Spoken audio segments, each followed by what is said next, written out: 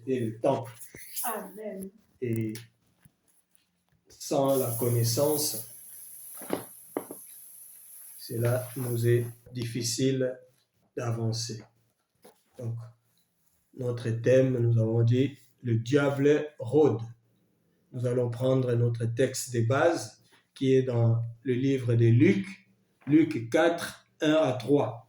Luc 4, 1 à 3, j'ai lu la parole du Seigneur. Amen.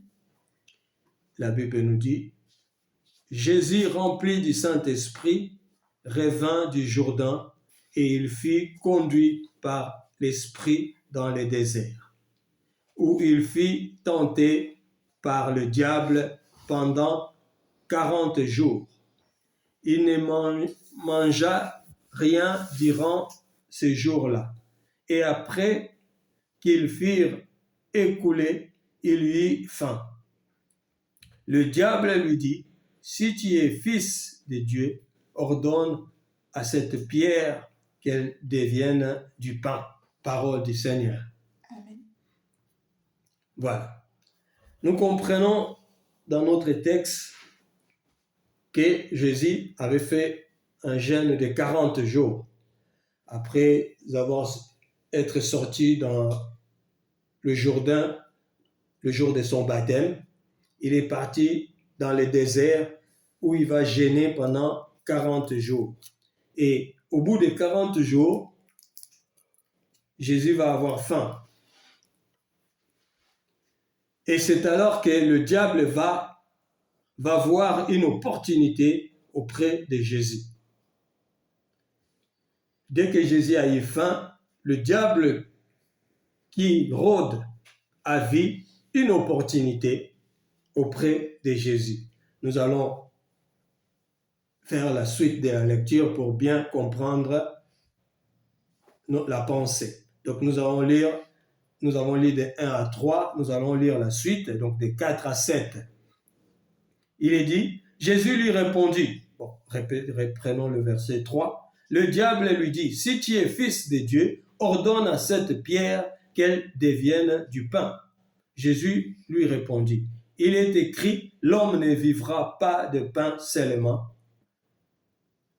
Le diable, l'ayant élevé, lui montra en un instant tout le royaume de la terre et lui dit, je te donnerai toute cette puissance et la gloire de ce royaume, car elle m'a été donnée et je la donne à qui je veux.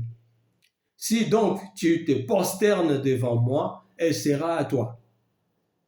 Jésus lui répondit, il est écrit, tu adoreras le Seigneur ton Dieu et tu le serviras lui seul.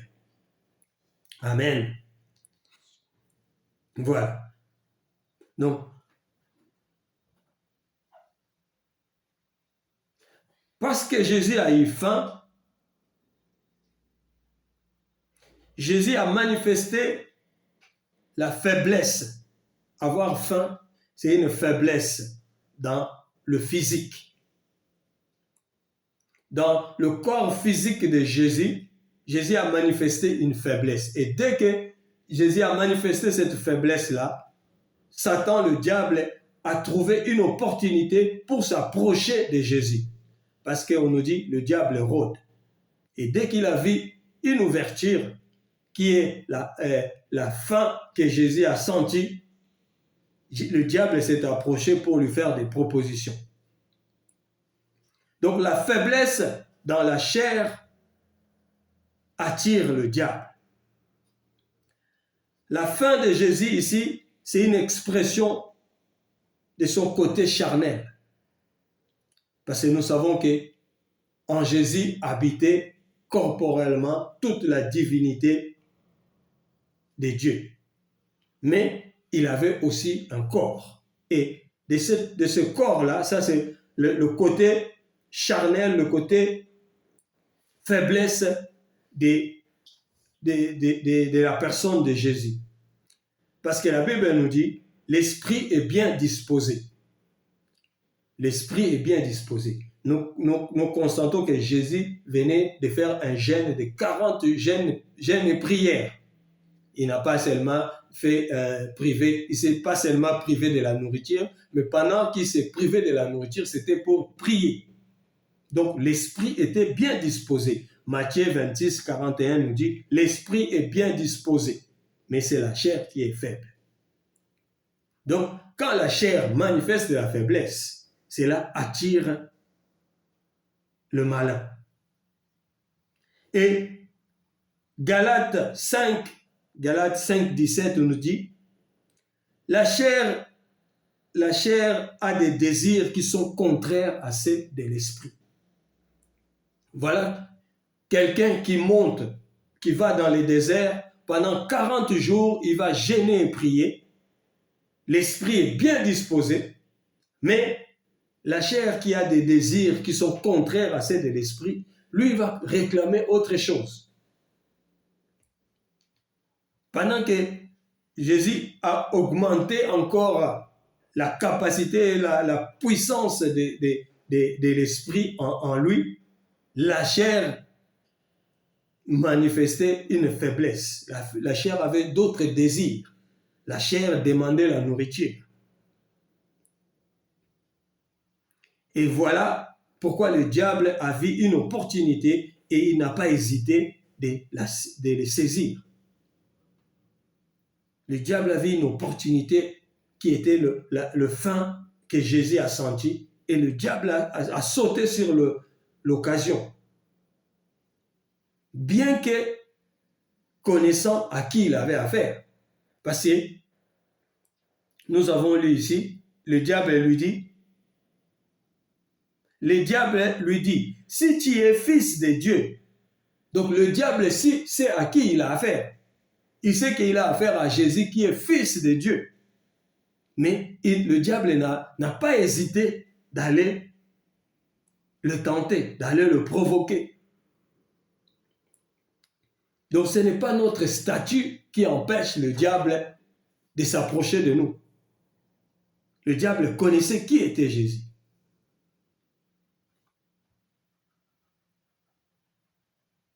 Et nous pouvons aussi voir que le diable connaît très bien Jésus dans le texte qui est dans Actes des Apôtres.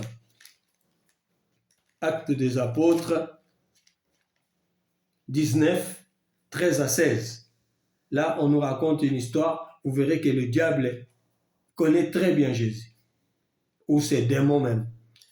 Et Actes 19, 13 à 16. Je lis la parole. Quelques exorcistes juifs ambulants essayèrent d'invoquer sur ceux qui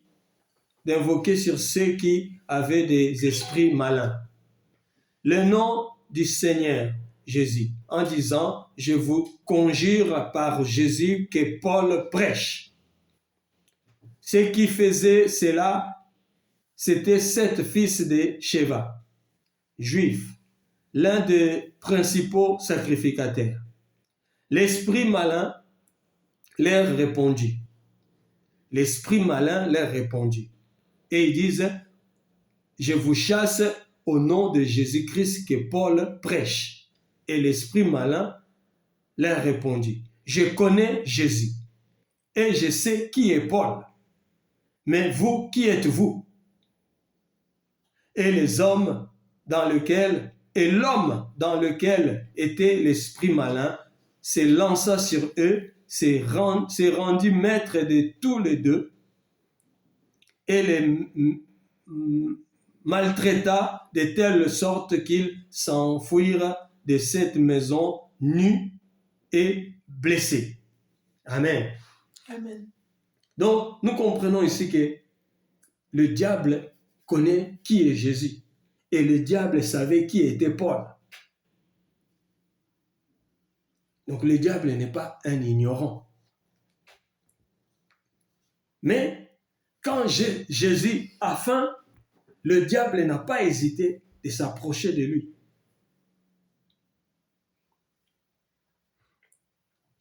Le diable cherche les opportunités. Et quand nous lui donnons l'opportunité, il s'approche de nous.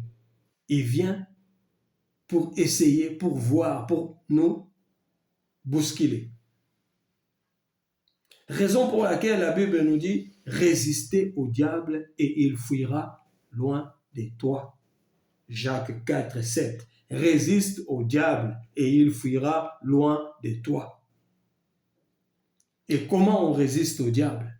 C'est avec les « il est aussi écrit ». Parce que Satan disait à Jésus « il est écrit ».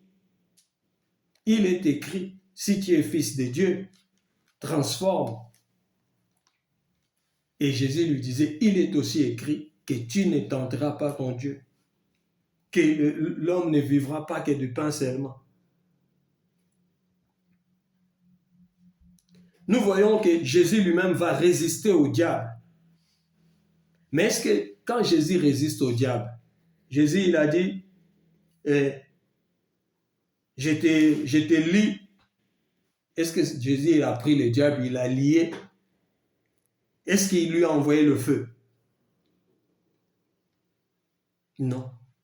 Jésus n'a pas lié le diable. Il n'a pas non plus consumé par le feu. Il lui a juste dit, il lui a répondu, il est aussi écrit. Il est aussi écrit. C'est comme ça qu'on résiste au diable. La Bible ne nous a jamais demandé de lier Satan. Nous n'avons pas ce pouvoir-là derrière. Nous n'avons pas la capacité non plus de le consumer, ni les démons. Jésus lui-même avait croisé les démons. Toute une légion qui était dans un fou qui vivait dans un cimetière. Et quand Jésus s'est approché, les démons commençaient à lui parler. Il lui dit, qu'est-ce que tu viens chercher ici? Il n'y a rien entre toi et nous. Et quand Jésus a posé la question, qui vous êtes? Ils ont dit, nous sommes une légion. Et les démons vont lui supplier, ils vont lui dire, s'il te plaît,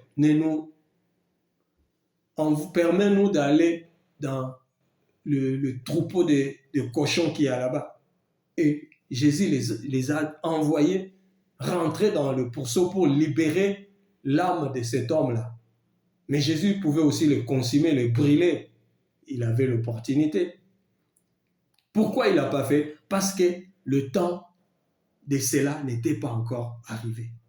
Les temps de ces choses-là ne sont pas encore là, où on doit lier Satan, où on doit les jeter dans le feu. Mais par moments, nous, dans nos prières, nous n'arrêtons pas de lier Satan, nous n'arrêtons pas de lui envoyer le feu. Est-ce que ça change quelque chose?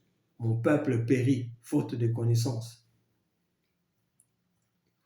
Parce que ce n'était pas encore le temps de condamner Satan, le diable. Parce que le diable nous dit, la Bible nous dit dans Apocalypse 20, 10, le diable sera jeté dans le feu éternel où sont la bête et le faux prophète. C'est à ces temps-là qui est annoncé dans Apocalypse, donc au jugement dernier. C'est là que le diable sera jeté dans le temps de feu où se trouve la bête et le faux prophète. Mais aujourd'hui, nous avons qu'un seul travail qui est de résister au diable. Si nous lui résistons, il fuira loin de nous. Nous comprenons que la faiblesse physique de Jésus a attiré le diable. Le diable qui rôde, cherchant qui dévorer, cherchant qui anéantir, ne s'est pas gêné de la personnalité de Jésus. Quand Jésus a manifesté la faiblesse, le diable s'est approché. Donc, nous comprenons que nos faiblesses physiques donnent l'opportunité au diable de s'approcher de nous.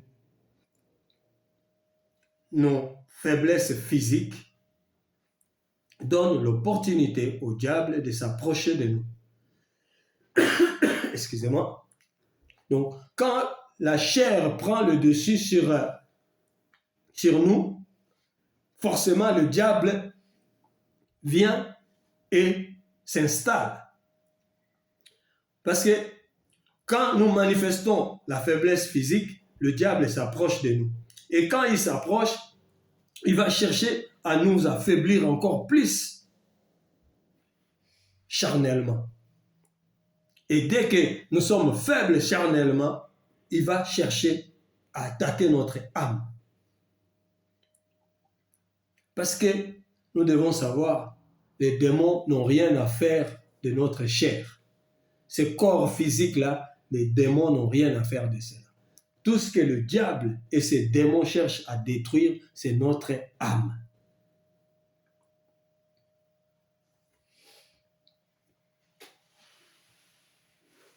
Tout ce que le diable cherche à détruire, c'est notre âme.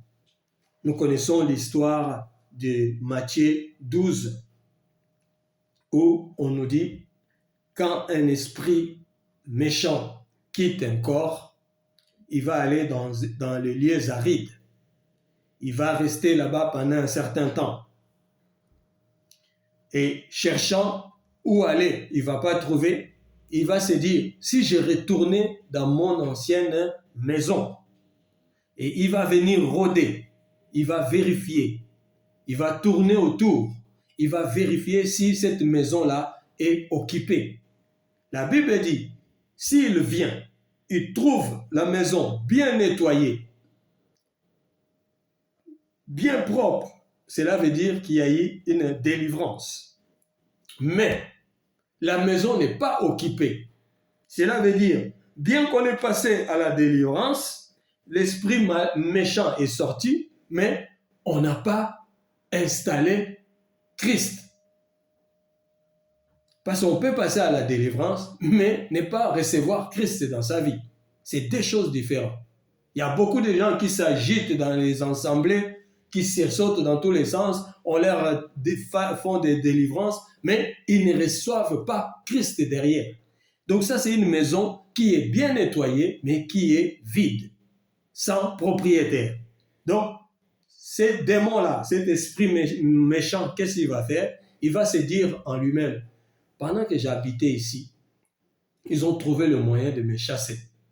Donc, si je rentre encore comme ça tout seul, ils viendront encore me chasser. Ce que je vais faire, je vais aller chercher cet autre démon plus méchant que moi et on va s'installer là-dedans. Et la Bible conclut pour dire, la vie de cette personne sera plus pire que, la situation de cette personne sera plus pire qu'avant. Donc, quand le diable rôde, même si on le chasse, il ne part pas pour toujours. Il est toujours là. Et il va faire un tour et il revient. Donc, c'est à nous de savoir comment occuper notre maison. Comment occuper la maison que nous sommes. Et la maison que nous sommes ne peut être occupée que par la présence du Saint-Esprit. Si le Saint-Esprit n'y habite pas, les démons reviendront, qu'on le veuille ou pas. Donc, comme je disais, les esprits impurs n'ont pas besoin de notre corps physique. C'est notre âme qui les intéresse. C'est nos âmes qui cherchent à anéantir.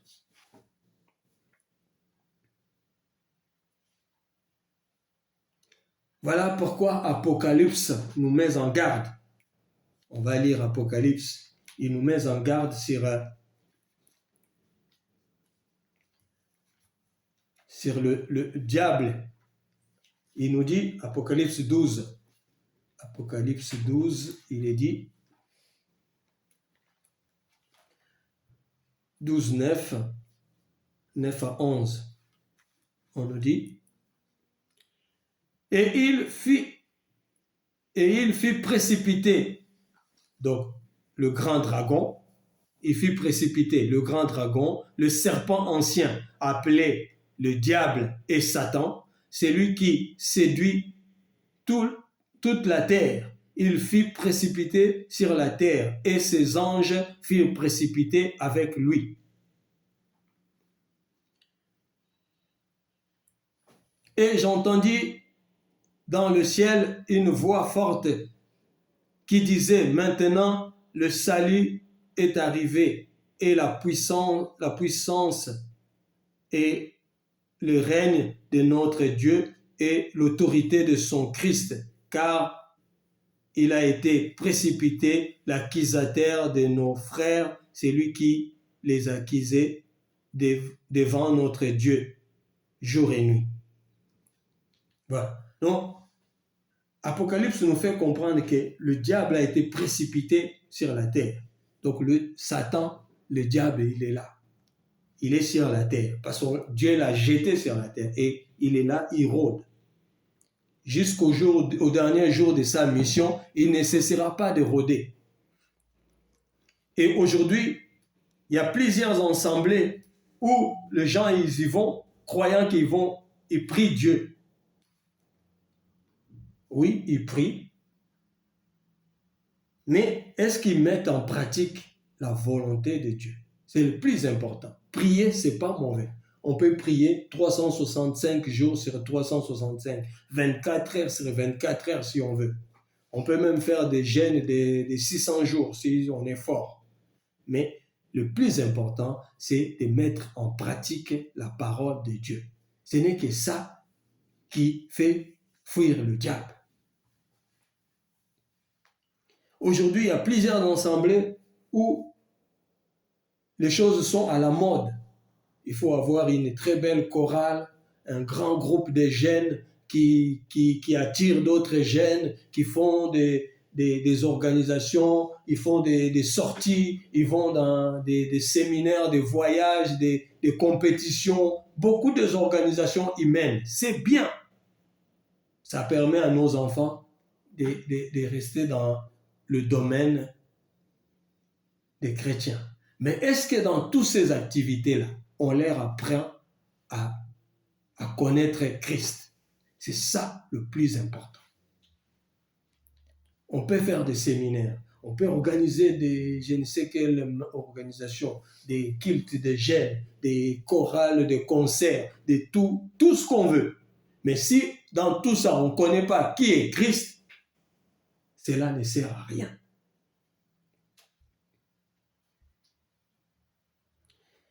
Je tiens à signaler ici, on nous dit, Satan a été précipité avec ses anges.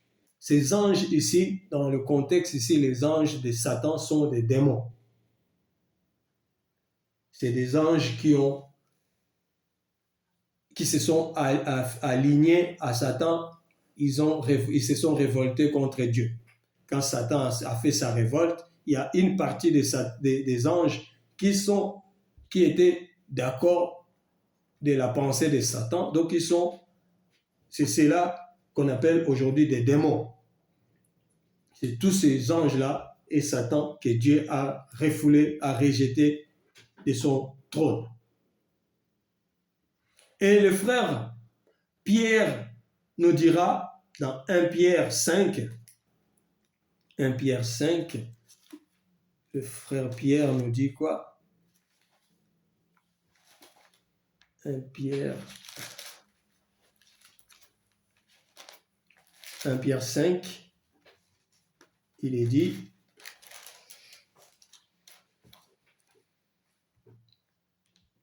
Pierre 5, 8 à 9, il est dit, soyez sobres, veillez. Soyez sobres, veillez. Votre adversaire, le diable, rôde comme un lion rugissant, cherchant qui il dévorera. Soyez sobres et veillez. Votre adversaire, le diable, rôde comme un lion rugissant, cherchant qui il va dévorer. Résistez-lui avec une foi ferme, sachant que les mêmes souffrances sont imposées à vos frères dans le monde. Résistez-lui avec une foi ferme. Quand on lui résiste avec une foi ferme, il s'éloigne pour un certain temps. Nous avons vu Jésus a résisté au diable avec une foi ferme Satan s'est éloigné jusqu'à la fin du ministère de Jésus. C'est là où il a trouvé l'opportunité encore de revenir. Parce qu'il devait accomplir aussi le plan de Dieu. Soyez sobres, veillez, car votre adversaire, le diable, rôde. Et le frère Paul va nous dire, après le frère Pierre, c'est le frère Paul qui dit dans Éphésiens 6, il nous dit quoi dans Éphésiens 6?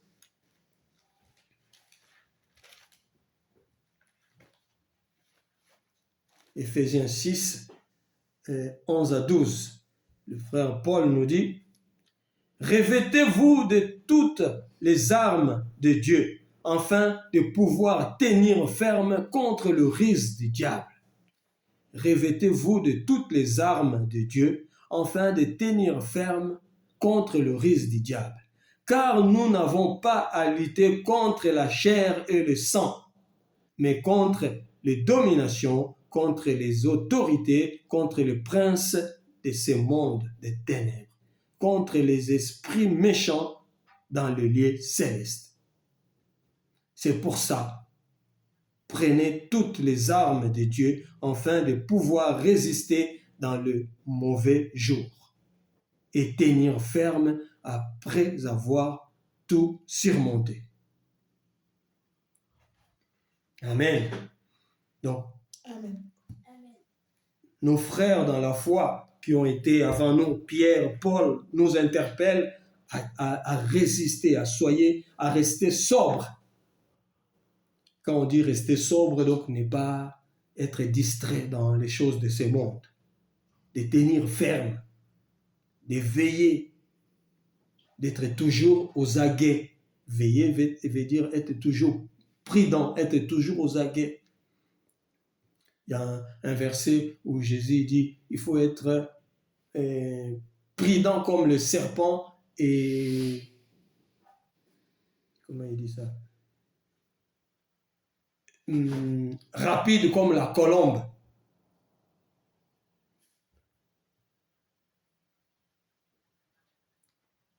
Voilà, donc on nous interpelle à demeurer, à rester éveillés, à revêtir des armes de l'esprit. C'est comme ça, c'est avec ça que nous pouvons résister au diable. Remarquez ici, le diable n'a pas hésité à attaquer Jésus, sachant que c'était le Christ. Il connaissait sa statue. Pour dire quoi? Que Satan n'a pas peur de notre statut. Satan ne se dit pas, ah non, et c'est des chrétiens, je ne vais pas m'approcher. Encore moins, Satan n'a pas peur de notre prière. Même pas de notre parler en langue.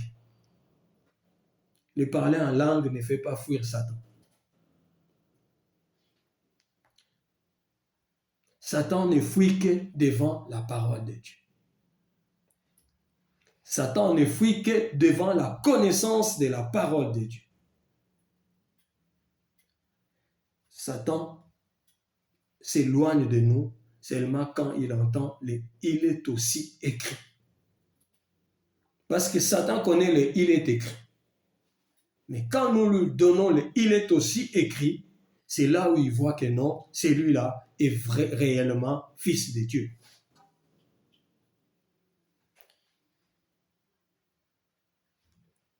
Par moments, le Père de gloire nous fait grâce devant les attaques du diable. Quand le diable nous attaque, même si on est faible en parole, il va nous faire grâce. Mais ce n'est pas le quotidien d'un enfant de Dieu. Ce n'est pas le quotidien d'un chrétien. Le quotidien d'un chrétien, c'est de connaître la parole. C'est de résister au diable par la parole. Nous ne devons pas à tout moment pleurer ou demander secours parce que ça ne va pas, parce que le diable nous bouscule. Si nous connaissons il est aussi écrit, le diable fuira de lui-même.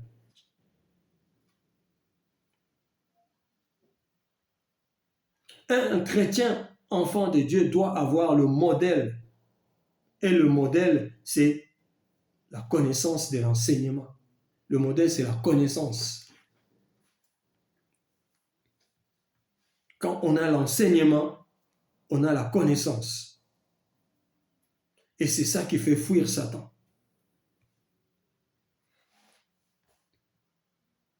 Les démons et Satan n'ont pas peur de nos feux que nous envoyons ou des liens que nous leur lions ou de je ne sais quel parler en langue que les gens utilisent.